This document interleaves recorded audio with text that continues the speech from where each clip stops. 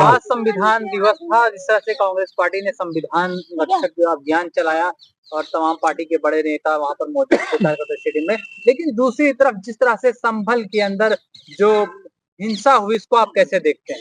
देखिए, पहले तो मैं 75वां संविधान दिवस पर सभी देश के उन दबे कुचले आदिवासी, SC ST OBC माइनॉरिटी सभी लोगों को ढेर सारी शुभकामनाएं देता हूं कि बाबा साहब की संविधान में एक साथ विकास की बात होती थी, एकता और अखंडता भाईचारे की बात होती थी।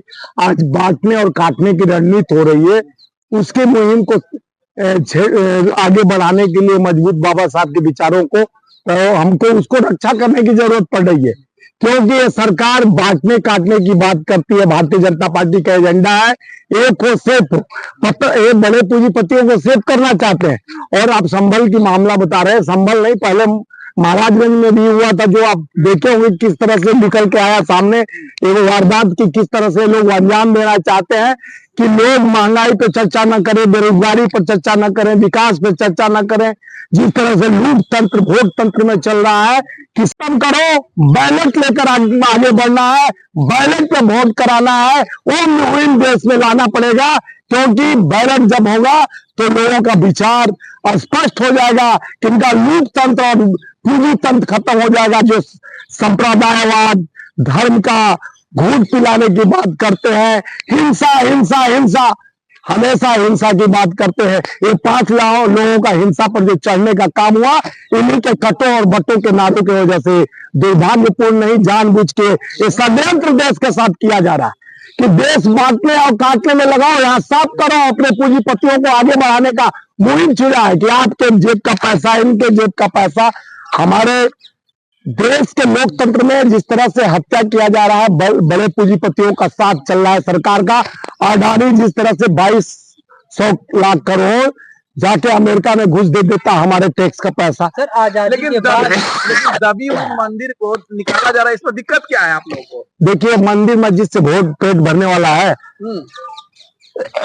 वही तो मैं बोल रहा हूँ। बाबा साहब के संविधान को दबाने की कोशिश की जा रही है। अरे वो तो बाबरनामा में था, यही तो आप लोग एजेंडा लाते, जैसा तो गलत क्या है ये बता रहा हूँ। उससे आपको नौकरी मिलेगा, आपका बेटा शिक्षित बनेगा, सड़क मिलेगा, स्वास्थ्य मिलेगा, देश का कल्याण होगा। धर्म होगा। धर्म कब कमजोर था?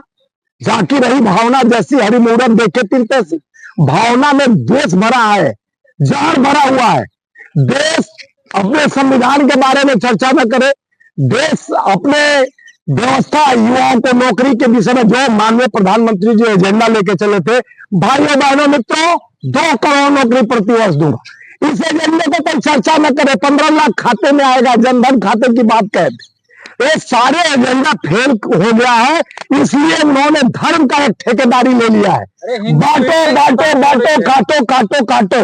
हम कहते हैं ना कटेंगे ना बटेंगे, हम आगे संविधान के साथ बढ़ेंगे और लोकतंत्र को बचाने के लिए हम संकल्पित हैं।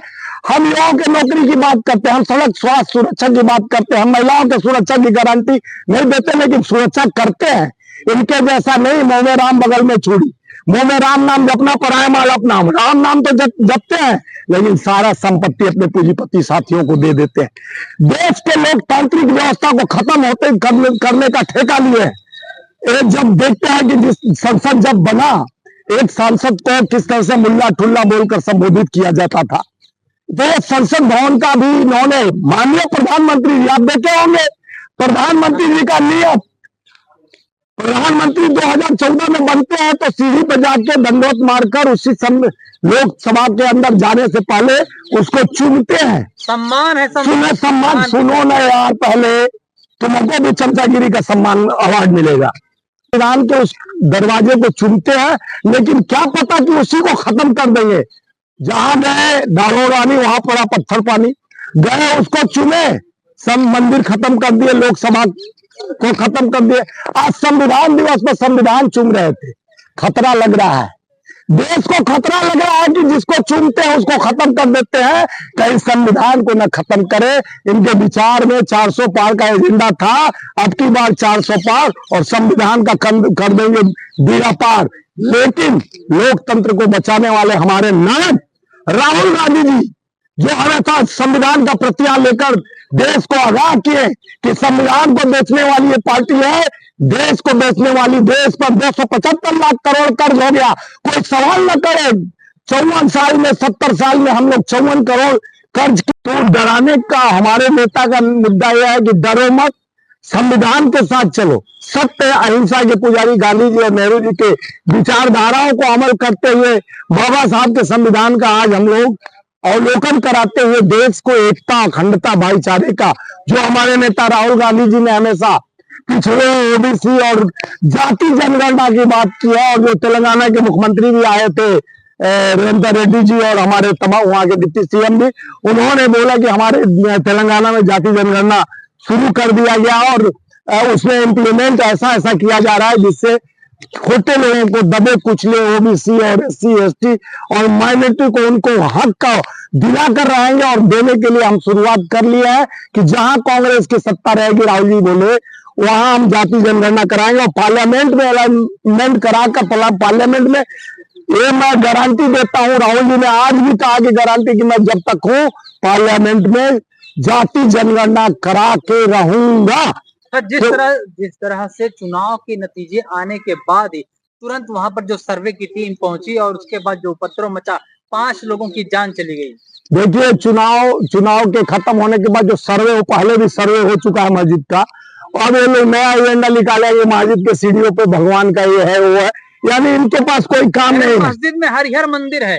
देखिए, अब वही तो बोल रहा हूँ, हरिहर यार मस्जिद में खोजो, मंदिर में खोजो, हरि तो हर जगह में है। रामा